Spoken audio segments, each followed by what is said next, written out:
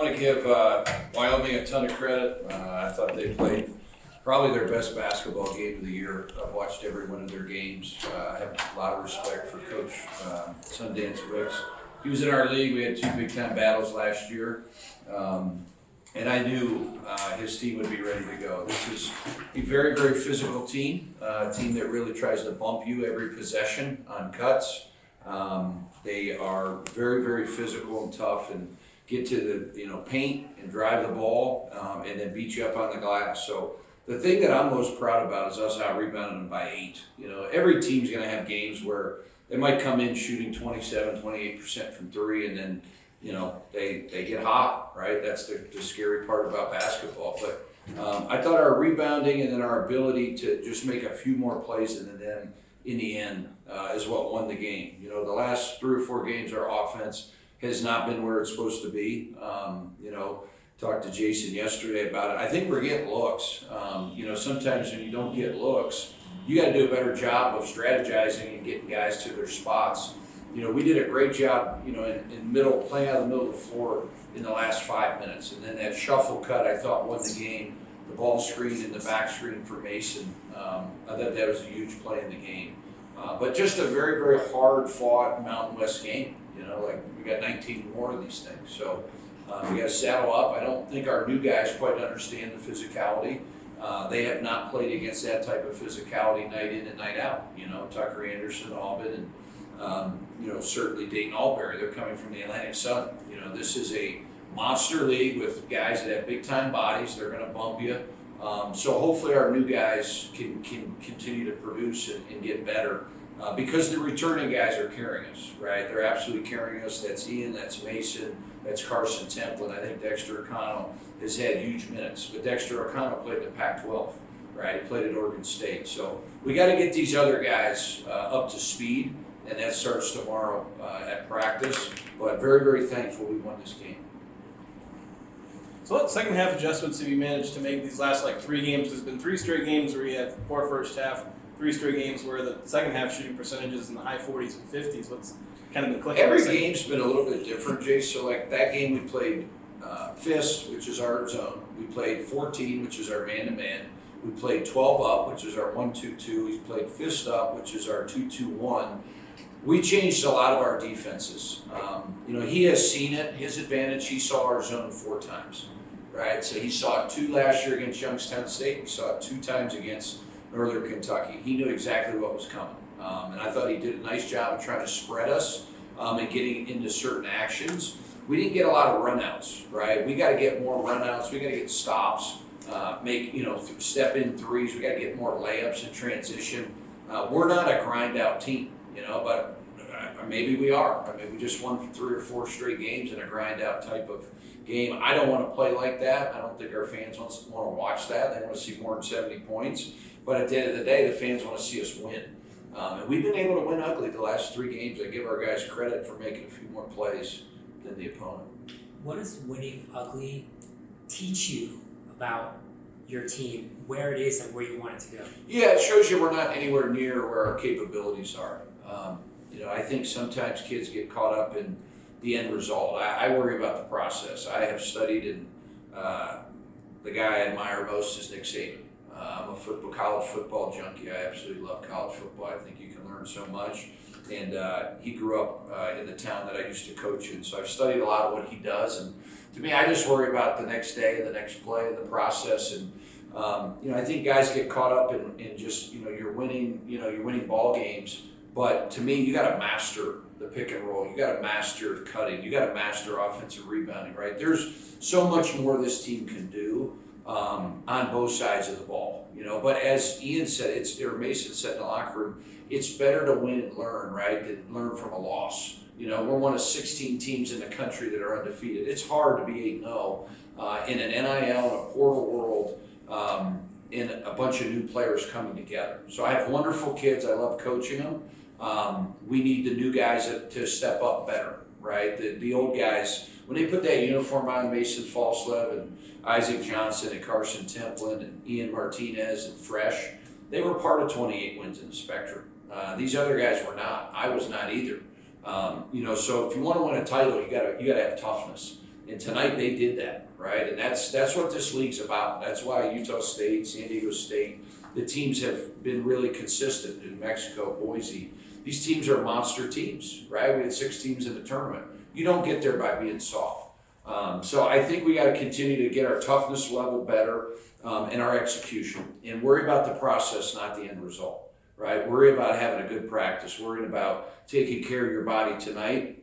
You know, they're 18 to 23-year-old kids, right? They're getting paid. The whole campus is going crazy, right? The whole country is talking about them. We're 13 in the net. Well, you know, they'll see tonight, it'll drop drastically, right? You got to play good basketball. Everything's measured. You know, you got to play good basketball. And it's my job to keep them on edge. And I've been able to do that throughout my 13 years. So I got to do a better job of that the next couple, really the next couple weeks. I mean, we've got some monster games coming up. Coach, you kind of mentioned the three-point shooting. Not only did Wyoming shoot the lights out, but able to grind through the second half with a win, only attempting 4 threes. What did you see that kind of limited your shots, and what was it about Wyoming that they were just connecting on almost everything? Yeah, I mean, when he made the half-court shot or whatever that thing was, that heave number 2, I mean, that's when you know it's just their night, right? You got to tip the cap. And then when they get to steal and then have a heave from half-court that almost goes in, they shot the ball unbelievably. So we'll watch the tape and figure out what we need to do better. And then, we only took 17 threes, which is not nearly enough, and shot 41%. So we've got to do a better job. I'll continue to say it. Reading the game, playing below the free throw line, playing off 2 feet, not getting our shot blocked, right? Playing through strength. We're one of the worst 40 teams in the country at getting our shot blocked. That's really, really disturbing to me as an offensive coach, a guy that values making reads and playing basketball the right way. So we got to get that corrected because, we're going to see some big teams that are going to be in the lane and collapsing, and we got to make better plays around the rim. Is it kind of weird to you that you've had that trend where guys like Mason, Ian, Auburn, these are guys that are all shooting like 70%? Well, Auburn's got to score the ball. Auburn's got to get lower. I mean, Auburn had 0 points tonight. You know what I mean? He played 18 minutes. So you can't play 18 minutes, be 6'11", and not impact the game on the offensive end, right? You got to go get a rebound. You got to be a lob threat. His is all physicality, right? He's got to get lower. He's got to get on the block. He's got to demand the ball. Some of our guards, Jason, they're getting in there and just not seeing it, right? They're not playing off 2 feet. They're playing off balance. Basketball and finishing is all about balance. So Mason Falslow is balanced and finishing above the rim, or Dayton or Dexter or Ian. Those guys are high level. So it's like we got to get them on balance, That 8-0 run you had at the end of the first half, I think, seemed pretty key. It looked like you were pressing a little more during that stretch. You got a 4-point play by Dex. They play so slow. It's 332, whatever it was, I don't know. But it's just a slow-paced game, right? They just want to literally hold the ball for 20, 25 seconds every possession. So I'm not going to sit there and watch that. We gotta force tempo. And I think the biggest mistake I made was not pressing the last 2 days. It'll never happen again. I went to bed last night worrying about Obi, number 5. He's a good player. It was down to Youngstown State in Wyoming. And I knew that kid, right? He's a good Division II player. But we should have pressed the last 2 days. You can't just let a team come down and hold the ball for 25 seconds when you're not playing well offensively. And I thought that was a big adjustment, just trying to speed them up because they just walk the ball up every time. Before the game, you were talking about how it's the second shot against this team that kills you. The first shot was also pretty effective tonight, but 0 second chance points, only 5 offensive rebounds. What did you do well on the defensive boards to really take that part of their game away? Yeah, Patrick, the last 2 days, we've been hitting pads instead of bodies. I'm a pretty conservative guy at practice sometimes with like hitting and bone-on-bone contact. So, we even hit the pads this morning. We had 3, football pads out there, and they got to fire into the pad.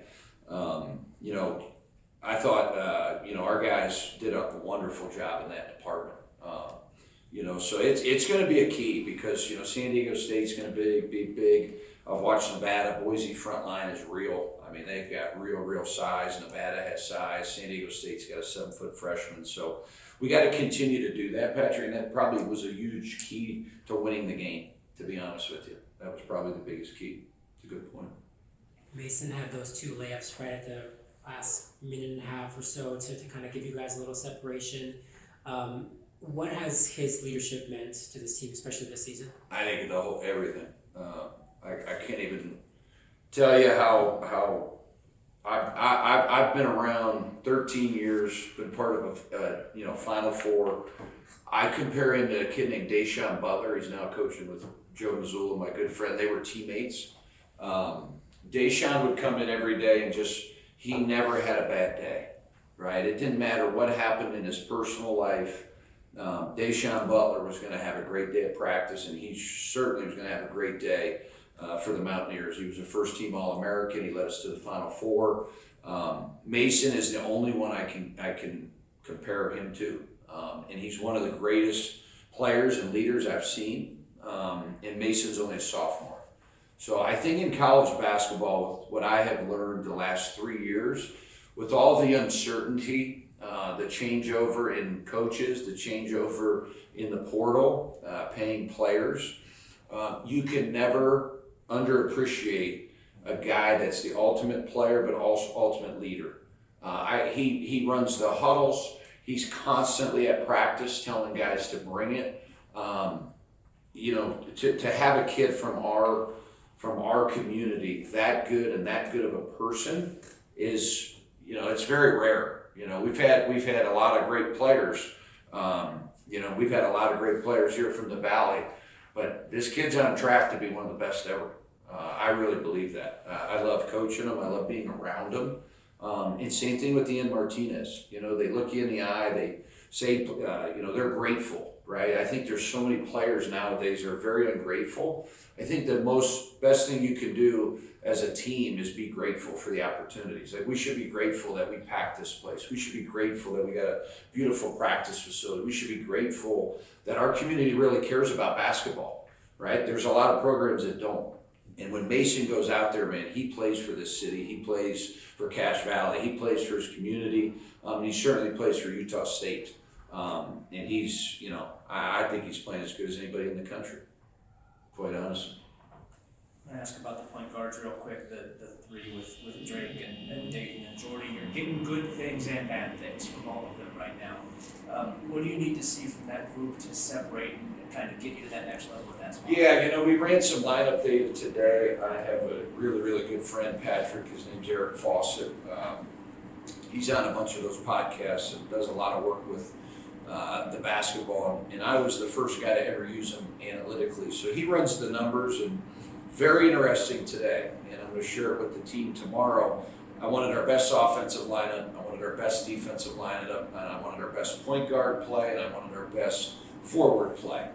Tell me the lineups that I need to play more. Tell me where I need to do better. And the guy we got to play more is Jordy Barnes. It's not close. His ability to affect the game on both sides of the ball, he's not a one-trick pony. He plays defense, and he runs a really, really good offense because he's good at pick and rolls. He can spray the ball ahead. He does have some deficiencies. He is a freshman. He is learning how physical the game is. But in my opinion, I think he helped us win the Iowa game. I don't think we win a Power 4 game without a freshman in there running the team. So we have to get better production from Dayton Alberry and Drake Allen. It's real cut and dry. And what that is they got to be well-rounded. The great point guards, the Darius Browns, the guys that are, big-time players, you got to play on both sides of the ball, right? It's not just a good offensive team or a defensive team. And I was explaining that to Jason yesterday. That's why we have a good team. We're good on offense and we're good on defense, right? So, we got to get those two kids, Dayton Alberry and Drake Allen, understand that and get them to perform. I got to do a better job coaching them, but I also think there's a major learning curve coming from the A-Sun and coming from Utah Valley. This is a big step up for two guys that are seniors, but Jordy Barnes is a big-time player. The kid's just going to get better and better. He has a swag, he has a confidence, Patrick. He reads the game, just knows how to play. Love the kid. But we'll get those other two guys where they need to be. Okay. Thanks, guys. Good. Excellent. Thanks, Coach.